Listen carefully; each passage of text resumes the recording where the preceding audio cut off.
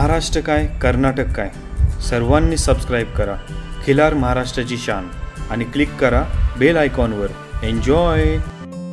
बऱ्याच वेळा शेतकऱ्यांना गाईला वासरू झाल्यानंतर तिचं वार पडण्यासाठी अडचण येते। मग अशा वेळी काय केले पाहिजे? ही अडचण तुमच्या दावणीच्या पशुला भेडसावली तर कोणते औषध दिले पाहिजे यासाठी आपण ही माहिती देत आहोत। तरीही तुमच्या डॉक्टरांच्या सहकार्याने व त्यांना विचारून योग्य औषध द्या। तसेच आजच्या मुलाखतीमधील डॉक्टरांचा नंबर खाली डिस्क्रिप्शनमध्ये दिला आहे। या औषध कंपनीने चॅनलला कोणतीही स्पॉन्सरशिप दिलेली नाही याची सर्वांनी नोंद घ्यावी। पाहूया अधिक माहिती डॉक्टर निखिल बोकरे कुंभोज यांच्याकडून। नमस्कार मंडळी, खिलार महाराष्ट्राची शान या चॅनलवरती आपल्या सर्वांचं सहर्ष स्वागत आहे। गेले 8 वर्ष झाले आपण चॅनलच्या माध्यमातून करत असलेल्या कामातून आपण शेतकऱ्यांजवळची माहिती तुमच्यापर्यंत पोहोचवण्याचा सर्वात जास्त प्रयत्न केला। आज या मुलाखतीतलं जर विशेष माहिती जर म्हणलं तर आपण आपल्या देशी गोवंश असेल किंवा आपल्या दावणीला असलेल्या पशूंबद्दल असेल तर मेडिकलच्या दृष्टिकोनातून डॉक्टरांच्या माहितीतून आपण बरेचसे प्रश्न तुम्हाला सोडवण्याचा प्रयत्न या जवळपास काही भागामध्ये आपण करणार आहोत। आज आपल्या सोबत डॉक्टर निखिल बोकरे सर आहेत, आपण त्यांच्याशी बरीचशी चर्चा करणार आहोत। डॉक्टर नमस्कार, तुमचं चॅनलवरती खूप खूप स्वागत आहे। डॉक्टर, आम्हाला तुमचा स्वतःचा पूर्ण परिचय, तुम्ही काय करताय वेटरनरी क्षेत्रामध्ये, आम्हाला ती माहिती द्या। माझं नाव निखिल बोकरे, राहणार कुंभोज, तालुका हातकणंगले, जिल्हा कोल्हापूर। आपलं काम जास्तीत जास्त म्हणलं तर खिल्लार क्षेत्रातच चालू आहे। गाय गाभण राहणे, परत वासरू दिल्यानंतर वासराला जवळ न घेणे असा आजार असतो, किंवा पाना न सोडणे, त्यामुळे वासराचं पोट भरलं जात नाही, वासरू खराब होतं। परत जे व्याल्यानंतर गाय जे सायकोलॉजिकल जे डिस्टर्ब होते त्याच्यावरती आपण होमिओपॅथी औषधाने इलाज करून गाय रुटीनला लावून देतो। तसंच गाभण तक्रार असेल किंवा वासरू मेले दूध देत नाही अशी तक्रार असू दे, अशा भरपूर आजार आहेत। त्या आजारांच्यावर आपण खिल्लार क्षेत्रात म्हणा, आपण इतर प्राण्यांच्यावर पण आपण औषध देतो। धन्यवाद डॉक्टर। डॉक्टर, हे कुठे आहे तुमचं गाव? म्हणजे कुंभोज, तालुका हातकणंगले, जिल्हा कोल्हापूर। डॉक्टर, थोडंसं आता आम्हाला म्हणजे सुरुवातच आपण अशी करूया की बऱ्याच जणांची समस्या आजपर्यंत आपण हे विचारलं की काही जण म्हणतात की आमच्या गायीने वासरू दिलं पण ते गायीनी जवळच केलं नाही किंवा गायी त्याला दूधच पाजत नाही, अशी समस्या। पण ह्याच्यावरती आम्हाला पाहिजे तसं उत्तर मेडिकल दृष्टिकोनातून नाही भेटलेलं। तर काय सांगतं की बाबा का हा प्रॉब्लेम येत असेल? कारण तिच्या पोटचं जन्माला आलेलं वासरू तिचंच म्हणजे आईनी जवळ न करणं, काय त्याच्यामध्ये अडचण निर्माण झालेली असतात? म्हणजे मेन त्याला सायकोलॉजिकल डिस्टर्ब जे आपण म्हणतोय ते तिला समजत नाही की हे वासरू जे झाले ते माझंच आहे। त्यासाठी कसं होतं, आता गाय व्यायला लागली की आपण सारखं लोकांना आतुरता लागलेली असते, वासरू झालं काय वासरू, पाय बाहेर आले काय, हे असं जे लोकांना लागलेलं असते, किंवा वासरू बाबा व्यवस्थित येते काय, बाहेर वाढायला लागते, ह्यात गाय पूर्ण डिस्टर्ब होऊन जाते। तिला कळत नाही की आपल्याला ह्या वेदना ज्या आहेत त्या कशाच्या वेदना आहेत, बसून व्यवस्थित जे तिनं वासरू द्यायला पाहिजे ते देत नाही वासरू, मग ती पूर्ण डिस्टर्ब झालेली असते त्या टाईमला। मग कोण येते, कोण वासरू ओढून काढायचा प्रयत्न करते, गायच्या ताकद जर कमी जर असेल तर एखाद्या वेळेस काय होते, वासरू आज चांगलं पोचवलेलं असते, ते बाहेर काढताना तिला त्रास जे होतोय त्यात ती पूर्ण त्याच्यावर राग धरते की हे माझं नाहीच आहे, असा प्रॉब्लेम होतोय त्यावेळी। आम्ही असं पण म्हणजे समस्या कधी निर्माण होऊ शकते का? आता समजा शेतकरी म्हणले की गोट्यामध्ये म्हैस आली, जर्सी आली, इतर जनावर आली, परत आपली खिलार आली, एखाद्या दिवशी गाई वेळली, रात्री अपरात्री आपलं मालकाचं चुकून लक्ष नाही राहिलं, वासरू झालं आणि ते कदाचित आता लाईनीला सगळी आपली इतर पण जनावर होती, ते वासरू आलं चुकून उठलं, हे झालं, ते आपल्या आईच्या ऐवजी इकडं तिकडं थोडं फिरलं आणि मग ते गाई जवळ आलं, तर अशी अडचण निर्माण होऊ शकते कारण त्याला वास तिकडचा लागून परत येणं असं होईल? नाही, तसं नाही होऊ शकत, कारण ज्यावेळी वासरू झालेलं असते त्यावेळी पूर्ण तिचं कॉम्बिनेशन त्या वासरासंग असते, त्यामुळे पूर्ण एवढं ते मेंटली पण त्या वासराला, ती जरी कुठं चाललं असलं तर तिला असं गाय आवाज काढते, घुर घुर असं आपण घुरणे जे म्हणतोय ते। कधी पण गाय वेलेल्या वासरापाशी जर तुम्ही गेला तर तुम्हाला कळेल की अशी गाय आवाज काढते, ती टोन देत असते पिल्ल्याला की इकडे जाऊ नको, तिकडे जाऊ नको, त्यावेळी ती पूर्ण तिला माहीत असते ती पिल्लू आपलंच आहे। आणि देशी गोवंशात तर असं आहे, ते वेले की त्याच्या आईजवळच जाणार, दुसऱ्या कोणाच्या आई कासत तोंड घालणार नाही, दुसऱ्या कुठल्या वासराकडे जाणार नाही, दुसऱ्या कुठल्या जनावरांच्यात जाणार नाही, शक्यतो करून ते आपल्या आईजवळच फिरणार। आणि ज्यावेळी आई इकडं तिकडं म्हणजे वासरू ज्यावेळी हलतं इकडं तिकडं दुसऱ्या जनावरांच्याकडे तीन जायला बघते त्यावेळी पूर्ण आई त्याला टोन देत असते तिकडं जाऊ नको असं. त्यावेळी ती वासरू आपोआप त्याच्या जवळच राहत असते. असं आजपर्यंत तुम्ही तर कुठं ऐकले काय गाय व्यायले आणि वासरू तिचं उठले आणि गेले दुसरीकडे जाऊन पडले किंवा काय झाले, असं कधीच नाही ऐकता आपल्याला. आता एक गोष्ट असं म्हणजे आता ही गोष्ट प्रत्येक त्या गायीचा प्रेमाचा स्वभाव आहे आपण असं म्हणू. वासरू झाल्यानंतर गायी जास्त अग्रेसिव्ह असते, तर ह्या स्वभावाला आपण काय म्हणू की तिचं प्रेम आहे वासराबरोबर? प्रेमच म्हणता येते, कारण ती 9 महिने 9 दिवस पोटात वाढवलेलं असते. तिची पूर्ण हालचालीची तिला पूर्ण जाणीव असते. एक एक वासरांच्यावर एवढी गायीची माया असते की आपण पूर्णपणे वेल्यावरती एकदम अग्रेसिव्हपणा दाखवते. मालकाला पण थोडंसं हे करू शकते, थोडे 8 दिवस मालकाला पण तो हात लावायचा नाही. त्यात पण कसं आहे ठराविक जास्तीत जास्त जर म्हणला तर खोंड झाल्यावर गायीमध्ये ॲग्रेशन भरपूर येते. जसं आपलं सेम माणसांच्याकडेच त्यांचं पण आहे. जसं आपल्या आईचं पोरगीपेक्षा मुलग्यावर जास्त जीव असते, सेम त्यांचं पण तसंच असते. कालवडीपेक्षा खोंड जर गायला जर झाला तर 100% तिचं ॲग्रेसिव्हपणा वाढणार म्हणल्यावर वाढणार. ओके. आणि आता गाई व्यायला याई म्हणजे समजा आज वासरू होणार आहे तर बरेचसे शेतकरी की बाबा त्या वेळेला लक्ष ठेवणं तिथं, तर कुठली काळजी त्या टायमिंगला घेणं गरजेचं आहे की बाबा आज गाईला वासरू होणार आहे, अंदाजे दुपारी 2-3च्या दरम्यान एक अंदाज बांधत असतो प्रत्येक जण त्याच्या पद्धतीने गाईचं सगळ्या गोष्टी बघून, तर त्या टायमिंग मध्ये ह्या काळजी तुम्ही प्रत्येक शेतकऱ्यांनी घेतल्याच पाहिजे. ज्यावेळी गाय डिलिव्हरीच्या टायमिंगला येते त्यावेळी ती पूर्ण दाखवत असते, लक्षण दाखवत असते की बाबा आज ही येणार आहे. व्यायच्या आधी एक 3-4 तास शेण पातळ होणे किंवा सकाळपासूनच संध्याकाळी जर गाय येणार असली तर सकाळपासून शेण पातळ करणे, बस उठ करणे, खाली असं जमिनीला उकरल्यासारखे करणे, ते ज्यावेळी लक्षण ती दाखवेल त्यावेळी आपण तिची काळजी घेतली पाहिजे. आपण तिथे कोणतरी एक जण राहणं चांगलं आहे. म्हणजे कसं आहे गाय येणार आहे बाबा सगळीजणच तिथंच राहायचं तिला डिस्टर्ब करायचं असं नाही करायचं. तिला येण्यासाठी व्यवस्थित जागा साईडला जर जाणार असेल तर तात्पुरतं वासरू होऊपर्यंत ते जनावर काढून बाहेर दुसरीकडे बांधायचं, तिला खुली जागा सोडली द्यायची वेण्यासाठी. कारण कळ चालू झाल्यानंतर जास्तीत जास्त करून ते भिंतीला टेकून यान देत असते गाय, खाली बसून जर येणारी असली तर. तशी तिला जागा व्यवस्थित देऊन खाली पायात पाला भरपूर टाकाने, जरी उभारून जरी वेळाली, कारण डिलिव्हरीची कळ ती काही साधी नसते, त्यामुळे जनावर पण एकदा पूर्ण व्हायबल झालेलं असते. तिला कधी एकदा वासरं बाहेर टाकीन हे असंच झालेलं असते. त्यामुळे ती काय करत असते बसायला व्यवस्थित जागा शोधत ते नसते.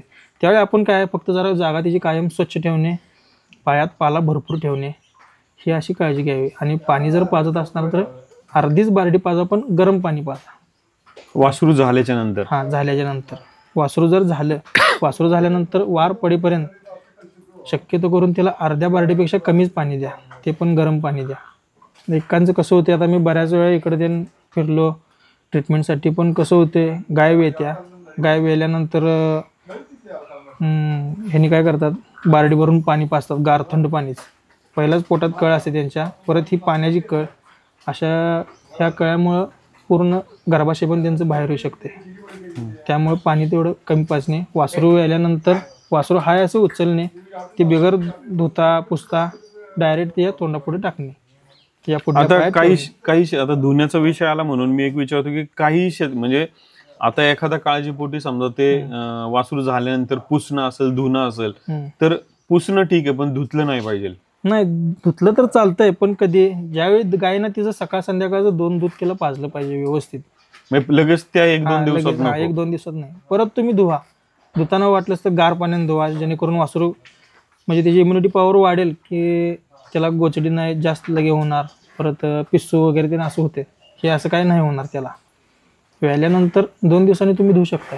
आता आपण जे म्हणतो की गाईचा वार पडला पाहिजे हे पाहिजे, तर काही आपण म्हणजे पाहिलं नाही पण काही जागी असे फोटो पाहिलेत आपल्या सोशल मीडियाच्या माध्यमात की कोणी त्याला चप्पल बांधते, वजन बांधते, ते पडलं पाहिजे. तर हे योग्य आहे का काय इथं काळजी घेतली जुन्या पद्धतीने म्हणलं तर ते योग्य आहे. कारण काय होते वाराची डेट जी असते ती बाहेर लोंबत असते आणि गाय जर खराब असली तर त्याचं पूर्ण पोटाचं गर्भाशय पूर्ण असं खाली गेलेलं असते. ठीक आहे, त्यावेळी काय होते गाय कंटिन्यू जर उभेच असली आणि बसत जर नसली तर ती डेट पूर्णपणे आत जाते. मग जर आत गेलं तर पूर्ण गाय जोपर्यंत बसत नाही आणि बसून जोरात यान देत नाही तोपर्यंत ते हे बाहेर पडत नाही काय आपलं वार. मग त्यासाठी जुने लोक काय करायचे, जे देठ लांबले आलेलं असते त्याला चप्पल बांधायचं, जेणेकरून त्या चप्पलाच्या वजनानं ते आत पण जाणार नाही आणि गाय इकडे तिकडे हालचाल जसं होईल ती आपोआप बाहेर आतनं कसा आत गाठी असतात त्या सुट्ट्या होऊन सगळी वाढ निसटत असते. त्या निसटण्यासाठी त्याची मदत चांगलं होते. धन्यवाद डॉक्टर. खरं तर आता आपण हा वासरू झालं होण्याच्या दरम्यानचा काळ पाहिला. काही शेतकऱ्यांच्या ह्या समस्या आहेत. आता मुंबईकडचे काही आपले गोपालक आहेत, खिलार सांभाळतात आहेत, शहरी भागात सांभाळतात आहे, पण त्यांना समस्या एक अशी निर्माण झाली आहे की गाय भरली की ती तिसऱ्या नाही तर चौथ्या महिन्यात वासरू बाहेर टाकणं म्हणजे पहिल्याच वेताची कालवड आहे. पण आता जवळपास हे 3 ते 4 वेळा समस्या झाली की बाबा तिसऱ्या चौथ्या महिन्याच्या दरम्यान वासरू बाहेर टाकणं म्हणजे ती पूर्ण ती वाढ होई तोपर्यंत वासरू पोटात ठेवत नाही गर्भवती. मग काय म्हणजे आपण त्यांना बरंचसं मग काही जाणकारांकडून किंवा डॉक्टरांशी कनेक्ट करण्याचा प्रयत्न केला, पण आज जर तुमच्याकडून काही याच्यावर की मार्गदर्शन आम्हाला मिळू शकलं की बाबा काय केलं पाहिजे त्यांनी. तर कसं आहे, ब्रुसीला आजार म्हणून एक आहे, तो जर आजार जर असला तर 100% तिसऱ्या चौथ्या महिन्यात वासरू बाहेर टाकत असते किंवा 7व्या महिन्यात 5व्या महिन्यात असं बाहेर टाकत असते त्या आजारामुळे. जर ते आजार जर नसेल तर पूर्ण गाय जर सायकोलॉजिकल जर डिस्टर्ब जर असेल तरी पण टाकू शकते ती, किंवा टेम्परेचरमुळे म्हणता येते, तिच्या हालचालीमुळं. कारण एक खिलार म्हणलं तर कसं एकदम तापट स्वभावाचे असतात, त्यांना स्वतःच्या जीवाची फिकीर नसते. ते कसं वाटेल तसं उड्या वगैरे मारणार करणार, मग त्यात पण पडू शकते. त्याला भरपूर कारण आहेत. गाय बघितल्यानंतर तुम्हाला मी सांगू शकेन की बाबा नक्की याचं कारण काय आहे आणि कशामुळे असं होतंय. म्हणजे कदाचित त्या शेतकऱ्याकडून तिथे त्याच्या डोळ्यात देखत काही अशा गोष्टी घडत असतील की जे त्याला असं वाटत असेल नॉर्मल आहे, तिच्या उड्या मारणं जसं किंवा काही कावरं बावरं होऊन इकडं होणं, की त्यामुळे पण या समस्या निर्माण होऊ शकतात. 9 महिने काय काळजी घेतली पाहिजे शेतकऱ्यांनी की आज गाय भरली आपण एखाद्या बैलाकडून, 9 महिने पुढची कुठली ह्या टप्प्यातली काळजी तुम्ही. आता आपण बऱ्याचदा म्हणतो की वासरू लई पण पोचलं नाही गेलं पाहिजे की ते 9व्या महिन्यामध्ये बाहेर येताना गाईला अडचणी निर्माण होईल, किंवा काही जण असं म्हणतात की लई बोजा वाढलं तर पाठीला बाक येण्याची शक्यता असते, किंवा असं काय काळजी त्यांनी घेतली पाहिजे. तसं काळजी जर म्हणला तर सुरुवातीपासून गाय आपण भरली तिथून पुढे नॉर्मल जसं तिचं रोजचं रुटीन आहे, सकाळ संध्याकाळचं बाबा खाण्याचं असू दे, भरड्याचं असू दे, हे हाय रेग्युलर तिचं 3 महिन्यापर्यंत 4 महिन्यापर्यंत चालू ठेवायचं. तिथून पुढे एक 2-3 महिने भरडा आपण बंद केला, हाय या वैरणीवर ठेवलं तरी पण चालते तिला, कारण तेवढी तिची इम्युनिटी पॉवर आतून पण वाढत असते. आणि शेवटच्या कालावधीत एक 2-3 महिने ज्यावेळी शेवटचे राहिलेले असतात त्यावेळी तुम्ही भरडा द्या, पण कसा हलका भरडा. कोण काय करते, सरकी देते, गोळी देते, भुसा देते, फक्त भुसा द्यायचा. शक्यतो करून खिल्लार गायरांच्यात जर म्हटलं तर शेवटपर्यंत गाय येऊपर्यंत फक्त तिला गहू भुसा आणि थोडं शेंगपेंड हे आपण योग्य म्हणतोय. कारण काय होतंय, जर लास्टच्या स्टेजला आली की कासल ज्यावेळी गाय लागते त्यावेळी काय होतंय, त्यांचं भरडा जे आहे ती भरपूर प्रमाणात गेलेला असते, त्यामुळे कासाला अल्पा येणे, सूज येणे, पुढं बिंबीत दूध उतरणे, हे असे प्रकार जे होतात ते होत नाहीत आणि व्यवस्थित नॉर्मल तिची डिलिव्हरी होते. बाकीचं जर तुम्ही जास्त भरडा जर दिला तर आत वासरू चांगलं पण पोचवते. त्या पूर्ण गाय कशी आपली व्हायला लागल्या आपल्याला पण अंदाज येतोय, शेतकऱ्याला पण अंदाज असतोय बाबा ह्या महिन्यात खराब झाल्या, ह्या महिन्यात जास्ती धड झाल्या. जे तिचं 7व्या महिन्यात 7व्या महिन्यापर्यंत जे रुटीन आहे तिचं ते व्यवस्थितच झालं पाहिजे आणि तिथून पुढचं पण. आता मगाशी जसं तुम्ही म्हणले की ती ज्या एका शेतकऱ्यांची समस्या की वासरू सारखं गाय बाहेर टाकते, कदाचित गाय बुजारपणामुळं किंवा तिच्या म्हणजे खिलारच तसं आहे की ते उड्या मारणं, कदाचित दावणीला शांत बसेल पण थोडंसं 4 पावलं बाहेर काढलं तर ते. मग आता बऱ्याच जणांकडे ही समस्या, मग अशा काळात मग समजा आपण 9 महिने किंवा काय म्हणू की बाबा मग किती प्रमाणात गाय बाहेर काढली पाहिजे का नाही, मग हा पण प्रश्न निर्माण होतो. बरोबर आहे. सुरुवातीचं 3 महिन्यापर्यंत काही अडचण नसते त्यांना, बाहेर काढा तुम्ही, फिरवा. तिथून पुढे जसं 4था-5वा महिना येईल ते गर्भाशयाचं पोर्शन पण थोडंसं खाली सरकायला चालू होते, त्यावेळीपासून आपण काळजी घेतली पाहिजे. जास्त उड्यानं मारून देणे, बाहेर जरी नेलं तरी पण चालवत नेणे, चालवत आणणे. शक्यतो करून खिल्लारलाही जास्तीत जास्त प्रॉब्लेम येत नाहीत, कारण तिचं एवढं म्हणजे आतून सगळं स्ट्रक्चरच एवढं चांगलं असते की बाबा काहीतरी झालं आणि उड्या मारले असं हे होत नाही शक्यतो करून. ओके. आता डॉक्टर मला एक विचारायचं की काही आपण असे फोटो व्हिडिओ पाहिलेत की वासरू झाल्यानंतर त्याच्या तोंडाला एक अशी दोरी बांधली जाते, काही घाण बाहेर पडणं किंवा काय असं आपण म्हणतो, किंवा गळ्याला दोरी बांधू नये, पायाला बांधतात. काही जण म्हणतात पायाला पण गरज नाही, डायरेक्ट गळ्याला बांधली पाहिजे. ही काय काळजी वासराची घेतली पाहिजे तेव्हा? लहान असताना वासरू जन्मल्यानंतर त्याच्या पायावर व्यवस्थित जोपर्यंत उभा राहत नाही तोपर्यंत कसं पण ते पडत असते खाली, त्यावेळी ते लोकांना कसं गळ्याला बांधलं आणि जर मागे जाऊन पडलं तर फास लागू शकतो गळ्याला, त्यात वासरू मरू शकते, म्हणून काय करतात पुढं पाय बांधलं जाते, त्यांचं पायाला बांधतात. शक्यतो करून जे जन्मल्यानंतर जे वासरानं तुम्ही तोंडात जे म्हणला ना ते अगदी बरोबर आहे, कारण ते काय आहे त्यात गूळ आणि मीठ असते आणि एकदम कापड फडक्यामध्ये बांधून ते तोंडात बांधलेलं असते, जेणेकरून कशासाठी ज्यावेळी गूळ आणि मीठ जे त्या तोंडात जिभेला जर लागल त्यावेळी ते आत ओढायला चालू करते, जेणेकरून त्याला सडापाशी जर नेलं, सड जरी तोंडात धरलं तर ते काय करणार, आत ओढणार. त्यासाठी ते चांगलं आहे, कारण ते जर वासराला बांधलं तर ते वासरू कसं गोड पण लागायला लागले आणि मीठ पण, म्हणजे असं जिभेला त्यांच्या पण असं चटक लागलेली असते, त्यामुळे ते आत ओढत असते. ते जर आपण नंतर काढायचं 2 तासांनी, परत गायला जर सडापाशी नेलं, सड धरलं की ते ओढायला चालू करणार. नाहीतर कसं होते एकांना ते आत ओढायचं माहीत नसते, ते डायरेक्ट मग त्या तोंडात दूध पिळतात, मग ते ताण पकडणार, मग ते पिणार. हे एवढं आपलं वेस्ट, म्हणजे तोपर्यंत गाय शांत राहत नाही, कधी लात मारत्या, हे असले प्रकार काय होत नाहीत. ते म्हणलं ते तुम्ही बरोबर आहे की द्यायला पाहिजे तसं. आता अजून एक असं जर बघायला गेलं तर आम्ही एका शेतकऱ्याच्या दावणीला ही समस्या बघितली, जसं आपण सुरुवातीला म्हणलं की वासरू झालं ते गायीनी जवळ नाही केलं. एका शेतकऱ्याच्या गायी दावणीला जवळपास 10-15 गायी होत्या, एकाच आठवड्यामध्ये 2 वासरं जन्माला आली. एक वासरू गायीच्या जवळ गायीनी घेतलं, दूध चालू झालं गायीवर, ते व्यवस्थित गायीच्या दुधावर, आणि एक वासरू की जे गायीनी घेतलं नाही. पण पुढच्या काही काळामध्ये एक असा बदल दिसून आला, एकाच आठवड्यातली 2 वासरं, पण जे गायीवरती पोचलं गेलं ते वासरू मापाने, म्हणजे वर्षाचं असताना त्याचं माप एवढं, म्हणजे जे बघत होतो, आणि त्याच वर्षाचं एक वासरू बघताना ते वाटायचं की हे 5-6 महिन्याच वासरू आहे की काय. हा बदल, एवढा फरक गायीच्या दूध पडू शकतो, म्हणजे दुधावर पडू शकतो. जे आईचं दूध जे म्हणते आणि ते स्वतः पिणं, ते त्याला नॅचरली, ते नॅचरलीच, जसं की जंगलात काय कोण नसते बाबा वासरू असं पिणं आणि पाजा लागले, सेम त्यांचं पण तसंच असते. पूर्ण वाईल्ड असल्यासारखी ही खिल्लार क्षेत्र आहे, त्यामध्ये जसं त्यांच्या लगन जेवढं आपण जाईन तेवढं ते चांगलं आहे. काय तर आगोरोपाय जर आपण करायला बघाल तर 100% ते अंगलट येणार खिल्लार क्षेत्रात. सेम तसंच आहे यांचं पण, की वासरू आता ज्यावेळी त्या दुसऱ्या गायला झालं त्यावेळी ती गाय घेतलीच नाही का त्या वासराला, नाही घेतलेलं, आणि दुसरी जी घेतली ती तिने ऍक्सेप्ट केलेलं होतं दुसऱ्या गायीने. तर फरक आपण स्वतः पाहिलं की एवढा फरक एक वाट दिसून येत होता त्याच्यामध्ये. म्हणजे ज्यावेळी आई स्वतः पाना घालून दूध सोडत असते त्यावेळी तिच्या पूर्ण हृदयातून ती प्रेम देत असते वासराला, दूध प्लस प्रेम पण स्वतः आतनं देत असते. ती त्याला दूध मिळालं, पण आईचं प्रेम जे काय आपण म्हणतोय, जसं आपण लहान बाळ असते, आई त्याला मांडीवर घेते बाबा, खेळवते, तसं ते वासरू दूध जर पित असलं तर ते आई मागून चाटत असते, त्याची विष्ठेची जागा सगळी साफ करत असते. तसं त्याला काय ते फिलिंग नाहीच मिळालं, त्यामुळे ते असं त्याची वाढ त्याने थांबली, ते खुज्जं राहिलं. ज्याला सगळं हे मिळालं, आईची माया मिळाली, ते आईचं गोंजरणं त्याला मिळालं, दूध पण मिळालं, ते पण व्यवस्थित तिनं पाना घालून दूध पण पिताना असं, आता तुम्ही बाटलीनं जर पाजत जर त्याला जर असला तर ते काय असं खुश होऊन पिणार नाही, प्यायचं आहे जगायसाठी म्हणून ते पिणार. पण ते कासातलं वासरू जे असते ते आईला असं गचका देत असं पित असते, सोड माल, दूध सोड असं त्याला ते आईला पण सेन्सेशन देत असते.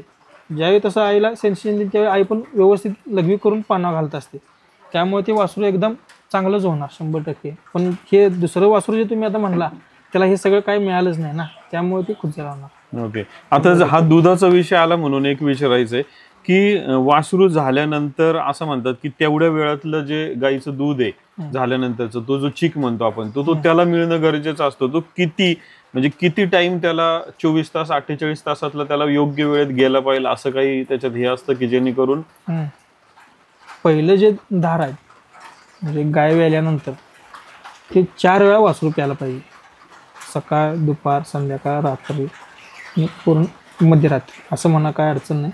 पण शक्यतो करून तिनं 4 वेळा वासरू ती वासरानं प्यायला पाहिजे दूध.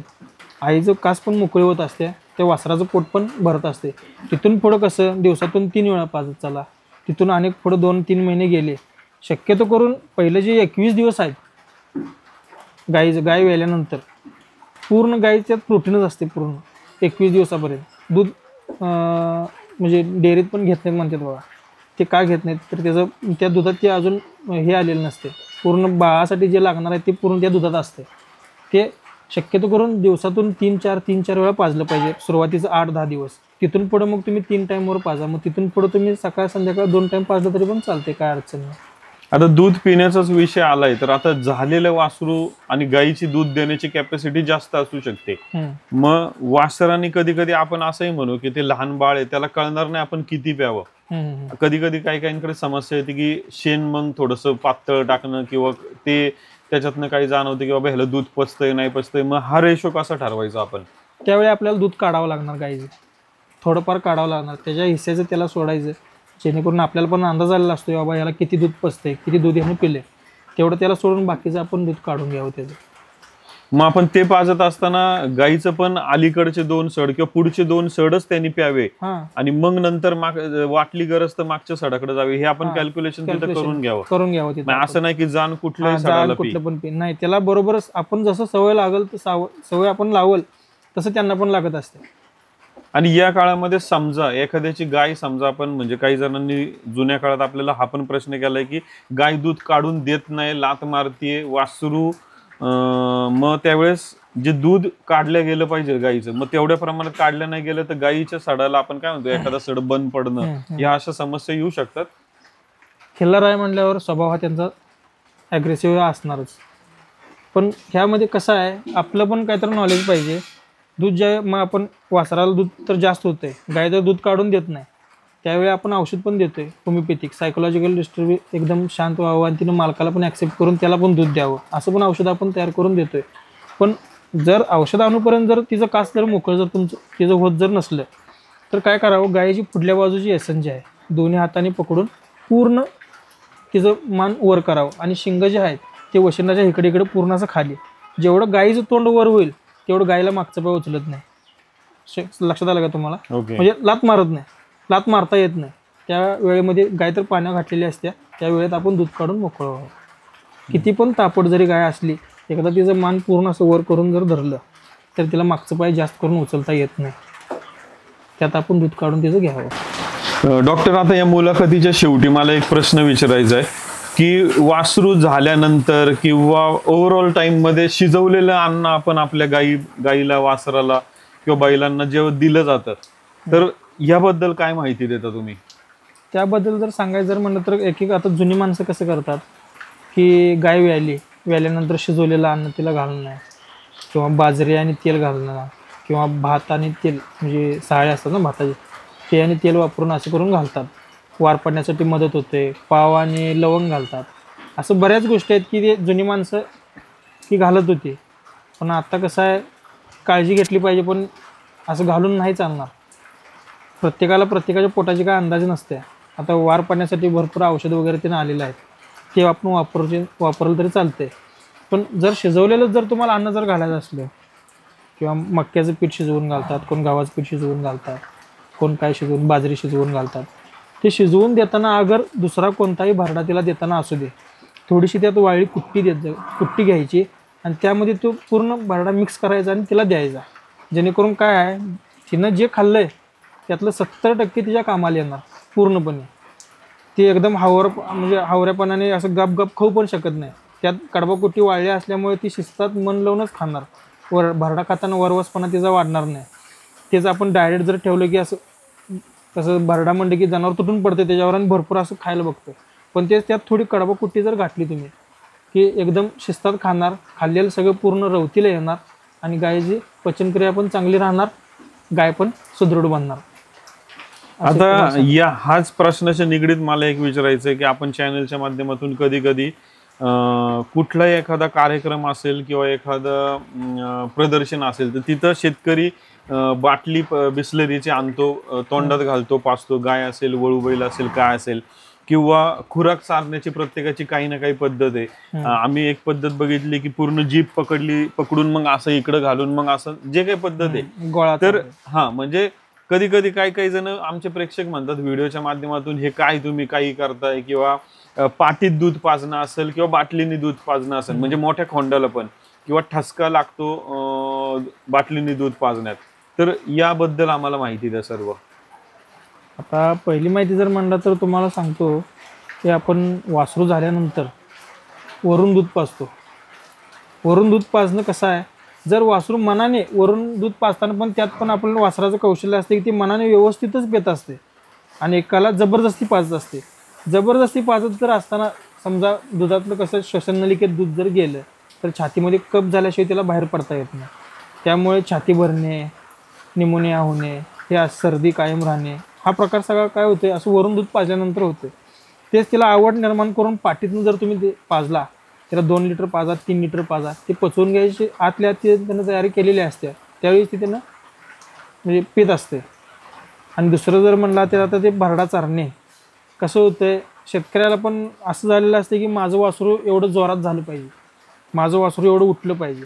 मग ते वासरू मनानं जे भरडा खात असते त्याच्यापेक्षा शेतकऱ्याला जास्त घालायचं असते. मग शेतकरी काय करतो की त्याचा गोळा करणे एवढं असं खात नाही. मग ती जीभ एका कडेला ओढून धरणे. जसं आपण लहान बाळ असते त्याचं पाय आई जसं इकडं तिकडं आपल्या हात जे आपल्या पायाखाली घेते आणि वरून चमच्याने पाजत असते, सेम तसं त्याचा प्रकार झालेला असतो. मग ते पुढं पुढं कसं वय त्याचं वाढल, त्याला सवय झालेली असते मालकाने यावं आणि मला गोळा चारावा. त्या सवयीमुळे ते काय करतोय, भरडा खायचा ताप काय करून घेत नाही. सगळं मालक व्यवस्थित जीभ धरून कडेला ढकलतोय. त्यामुळे त्यानं भरडा खायची सवय लागून गेलेली असते. आणि असं पण जे आपण तुम्हाला मगाशी सांगितलं ना की भरडा तुम्ही काहीही घाला, पंचपक्वान्न घाला जनावरांना, पण थोडं त्यात कडबा कुट्टी, वाळली कोणतीही कुट्टी घाला, थोडी कुट्टी घाला आणि त्यात मिक्स करूनच द्या, जेणेकरून जनावराला काही ताप होणार नाही, त्याची पचनक्रिया एकदम चांगली राहणार. आता आपण तसं पाहायला गेलं तर आज बऱ्याचशा वेगवेगळ्या ब्रँडची खुराकाचे बॅग आपल्याला मार्केटमध्ये पाहायला मिळतात. आज काही शेतकरी फोन करतात, ते विचारतात कुठली बॅग आम्ही कुठल्या कंपनीचं वापरलं पाहिजे. आता आपण कुठल्या कंपनीचं ठराविक असं नाही सांगू शकत, पण शेतकऱ्यांनी कसं शिकलं पाहिजे की बाबा, मग आता समजा एखादा म्हणेल की 1 महिन्यात या कंपनीची बॅग आणून देऊन बघू कसं होतंय, शेण कसं पडतंय, किंवा महिन्याभरात अंगावर कसं कुशीवर आल्यासारखं वाटते, काय वाटतंय, नाही हे नाही मग दुसरं बॅग आणू दुसऱ्या कंपनीची. हा ताळमेळ कसा साधायचा आपण? ते कसं असतं, वेगवेगळ्या कंपनीनं वेगवेगळ्या पद्धतीनं ॲडव्हर्टाइजमेंट आपापली केलेली आहे. त्याच्यावर मस्त लिहिलेलं आहे त्यामध्ये हा प्रोडक्ट आहे, हा प्रोडक्ट आहे, हा प्रोडक्ट आहे. ते तुम्ही कधी बघितलं आहे का? नाही. मग कसं आपण ते योग्य म्हणू शकतो की हे माझ्या जनावरासाठी योग्यच आहे. त्यापेक्षा तुम्हाला जे करायचं आहे ना तुम्ही घरी करू शकता. तेवढं ठराविक आता शर्यतीच्या बैलांसाठी जर म्हणला तर भरपूर त्यात त्याने ॲडव्हान्स काढलेला आहे. हे बैलाला घातलं की बैल एवढा पळणार, तेवढा पळणार, 100% पळणार. त्यात एवढं मिनरल मिक्सचर घातले, त्यात एवढं झिंक घातले, फॉस्फरस घातले, कॅल्शियम घातले. हे असं सगळं जे आहे ते त्याच्यावर लिहिलं म्हणून तुम्ही आपण घालू नये. आपल्या जनावरांची काळजी, आपल्या जनावराला काय सोचते, आपल्या जनावराची कूस कशी आहे, आपल्या जनावर भरडा किती खाते, कुठलं खाल्ल्यानंतर काय, ते प्रत्येकाच्या मालकाला माहिती असते की बाबा हे भरडा आपण चारल्यापासून आपला बैल किंवा खोंड आपला व्यवस्थित आहे, काय होत नाही, हाय तेच कंटिन्यू आपण करणे. आता समजा शक्यतो करून गहू भुस्सा सगळ्यात बेटर म्हणला तर आमच्याकडल्या भागात जर म्हणला तर सातू मक्का चुन्नी आणि आपलं कोण कसं असते, कोण हुलगं घालते, कोण खपली गहू घालते. हे असं प्रत्येक जे प्रकार आहेत हे मिक्स भरडा आहे. मिक्स भरडा जे म्हणतात ह्यात गुळ आहे, शेंगपेंड आहे, सगळं आहे. पण सगळं जे आहे ना त्यात रॉ मटेरियल वापरलेलं असते. अलग लक्षात, त्यात तुम्हाला हरभरा मिळणार भोंगा झालेला, किडलेला, गहू मिळणार ते पण किडलेलं वगैरे. ते जर तुम्ही स्वतः मार्केट यार्डात जाऊन जर व्यवस्थित, भले कमी येऊ दे, मी काय म्हणते तेवढ्या पैशामध्ये कमी येऊ दे, आपल्याला जास्त भरडा घालून जास्त तयार करायचा असं काही नाही आहे. सर जास्त भरडा घातलं की चांगलं होते असं नाही, कमी खाऊ दे पण चांगलं खाऊ दे जनावर आपलं, ह्या मताचं मी आहे. त्यामुळं स्वतःला जे तुम्हाला त्यात लिहिले ना, तुमच्या आता वासराला काय काय गरज आहे, उडीद बाबा पाहिजे, त्यात मटकी पाहिजे, फुलगं पाहिजे, सातू पाहिजे, मक्का चुनी पाहिजे, सोयाबीन पाहिजे, हे तुम्ही मार्केट यार्डात म्हणजे मार्केटमधून तुम्ही आणा, प्रत्येक सगळं मिक्स करून ते भरडून घ्या आणि भिजवून देत चला तुम्ही. त्यामध्ये मगाशी सांगितल्याप्रमाणे थोडी कुट्टी घालून दिलं ना, जनावराला काहीही घाला ते पचणार, कारण ते सगळं रवतीला येणार. ज्यावेळी कधी पचत नाही ते, ज्यावेळी जनावराची रवत फिरत नाही, डायरेक्ट शिऱ्यासारखं करून किंवा पिठासारखं कणिकसारखं करून एकदा पोटात गेलं मग ते बाहेर येत नाही, आतल्या आत चिटकून बसते कुठेतरी. अशा टायमाला मग जनावराची पण डेथ होऊ शकते. मग त्यावेळी डॉक्टर सांगितलं जातं की बाबा पोटाला पिळ पडल्या, असं झाले तसं झाले, पोटात आतड्याला पिळ पडल्या. हे प्रकार काहीही होत नाही, त्याचं पोट बिघडत नाही. भले त्यानं अर्धा किलो खाणारा भरडा 1 किलो खाऊ दे, पण कुट्टीतनं खाल्ल्यामुळे काय झालं आहे, सगळा त्याला रवतीला आला आहे. त्यामुळे जनावराचं पोट बिघडणं यात काही येत नाही. आणि जनावर कधी व्हायबल होतं किंवा ट्रेसमध्ये जातं, ज्यावेळी त्याची पोटाची सिस्टीम ज्यावेळी बिघडते हे पूर्ण ते व्हायबल होते. त्यासाठी आपला आपण जाणे, व्यवस्थित घेऊन येणे आणि आपल्या पद्धतीनं आपल्या जनावराला जे सूट होईल ते आपलं आपण वापरणं. खरं तर मंडळी, डॉक्टरांनी आज खूप महत्त्वाचा सल्ला दिला की आज आपण कुठलं काय घ्यायचं त्यापेक्षा थोडासा वेळ जाऊ द्या, थोडेसे पैसे जाऊ द्या, पण तुमचं तुम्ही सिलेक्ट करा आणि त्यातनं ते मिश्रण करून तुमच्या स्वतःचं तयार करून द्या. डॉक्टर, आता याच्यासोबत एक प्रश्न विचारायचा. आम्ही बऱ्याच वेळा चॅनलवरती आमच्या अशा कमेंट आल्या की काही जणांकडे आम्हाला अशी माहिती मिळायची की जसं आपण खुराकामध्ये दूध देतो तसं अंडी पण बैलाला चारली जातात किंवा पाजली जातात असं. तर अंडी देणं योग्य का अयोग्य किंवा काय ह्याच्यावर म्हणजे बोलू शकतो आपण? आता कसं आहे, ते ज्या मालकावर, कोण माळकरी माणूस असला की म्हणतोय बैल आमचा असा आहे, त्याला अंडी नाही चालणार. पण शक्यतो चांगलं अंडी दिलेलं जनावरांना. पण वळू क्षेत्रात जर बनला तर अंडी देताना त्याला देशी कोंबडीचीच अंडी द्यावी लागते. जे बॉयलर कोंबडी जे आहे ते अनफर्टिलिटीचे अंडी असते. त्यामुळे ज्यावेळी वळू गायींच्यावर म्हणजे रेतनासाठी चालू होते त्यावेळी त्याला काय होते, कन्सिव्ह रेट त्याचा कमी येतो त्या अंड्यांच्यामुळे. त्या अंड्यांच्यामुळे काय होते, कन्सिव्ह रेट त्याचा कमी होते. पण देशी अंड्यांच्यामुळे कन्सिव्ह रेट वाढते, कारण ते इनफर्टिलिटीमधले अंडे असतात, देशी कोंबडीचे अंडे. आणि हे बॉयलर कोंबडीचे अंडी जे असतात ते नॅचरल म्हणजे तयार केलेले असल्यासारखं असतात. त्यामुळे देशी कोंबडीचं अंडी तुम्ही वापरला तरी पण चालते. त्यामध्ये बैलांनी कसं त्यात पिल्ल्यासाठी जे लागणारं जे आहे, त्या कोंबडीचे पिल्लू वाढण्यासाठी त्यात सगळं प्रोटीन त्या अंडीमध्ये आहे. ते काय कोणी तयार केलेलं नाही, ते बरोबर त्यांचं हे होऊनच अंडी झालेली असते. ते अंडी तुम्ही देऊ शकता जनावरांना, लहान वासरांना म्हणा. कारण काय होते, पोटात गरमी वाढते त्याने. त्यामुळे जेवढं गरम पोट राहील तेवढं चांगलं असते. मग थंडीच्या दिवसात, पावसाळ्याच्या दिवसात तुम्ही वापरू शकता, उन्हाळ्यात वापरू नये. पण थंडीत आणि पावसाळ्यात जे आहे जनावरांची गोठं असं बाहेरच असतात. कोण बाबा सगळं पॅक करून एकदम आतमध्ये येते करून बांधत नाही. मग त्यावेळी बाहेरची जनावरं जे असतात त्यांच्या स्किनसाठी म्हणा, पोटात गरमीसाठी म्हणा, सगळ्यासाठी हे अंडी बेटर आहे, चांगला आहे, तुम्ही वापरत जा. ओके मंडळी, आज आपण डॉक्टरांशी चर्चा करत असताना आजचा भाग 1 पाहतोय.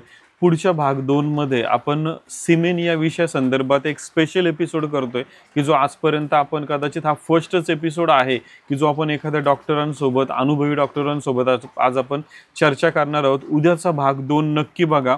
आणि सिमेन संदर्भात खरं तर आपण त्यांना हा प्रश्न मेन विचारणार आहे की जो प्रत्येक महाराष्ट्र कर्नाटकातल्या शेतकऱ्यांचा किंवा ज्यांच्याजवळ वळू नाही, ते म्हणतात की आज आम्ही जे व्हिडिओच्या माध्यमातून, चॅनलच्या माध्यमातून वळू पाहतोय त्यांचं सिमेन आम्हाला उपलब्ध करा. हा मेन उद्याचा आपला एपिसोड असणार आहे मंडळी. डॉक्टर, एकदा आम्हाला तुमचं नाव, गाव आणि फोन नंबर सांगा. माझं नाव डॉक्टर निखिल भोकरे, राहणार कुंभोज, तालुका हातकणंगले, जिल्हा कोल्हापूर. माझा फोन नंबर आहे 97 66 63 95 96. धन्यवाद डॉक्टर. मंडळी, अशाच प्रकारची आपण अधिक माहिती पाहत राहूया. खूप खूप धन्यवाद. नमस्कार मंडळी, खिलार महाराष्ट्राची शान चॅनलवर तुमच्या सगळ्यांचे स्वागत आहे. आता आपल्या खिलार चॅनलचे 6 लाखाच्या जवळपास सबस्क्रायबर पूर्ण होत आहेत. तुमच्या सगळ्यांचे श्रेय यात मोलाचे होते, तेव्हा चॅनल इथपर्यंत पोहोचू शकला आहे. तुम्ही खिलारचे व्हिडिओ जास्तीत जास्त पाहिले आणि लोकांपर्यंत शेअर देखील केले. आम्ही देखील भरपूर मेहनत घेऊन माहितीपर खिलार व्हिडिओ बनवले आणि ते व्हिडिओ जगाच्या कानाकोपऱ्यात पोचवायला तुम्ही मदत देखील केली आणि चॅनल सबस्क्राईब पण केला. पण जिथे तुम्ही चॅनल सबस्क्राईब केला त्याच्या बाजूला जॉईन बटन आहे. खूप लोकांनी जॉईन करून खिलार चॅनलला सहकार्य देखील केलेले आहे. तुम्ही देखील जॉईन करू शकता आणि वेगवेगळ्या कॅटेगरी निवडू शकता. तुम्हाला देखील जी मदत शक्य आहे ती तुम्ही चॅनल जॉईन करून आम्हाला देऊ शकता. चॅनल करत असलेल्या खिलार कार्याला तुमच्या मदतीची गरज आहे. धन्यवाद. खिलार महाराष्ट्राची शान. खिल्लार महाराष्ट्राची शान. खिल्लार महाराष्ट्राची शान.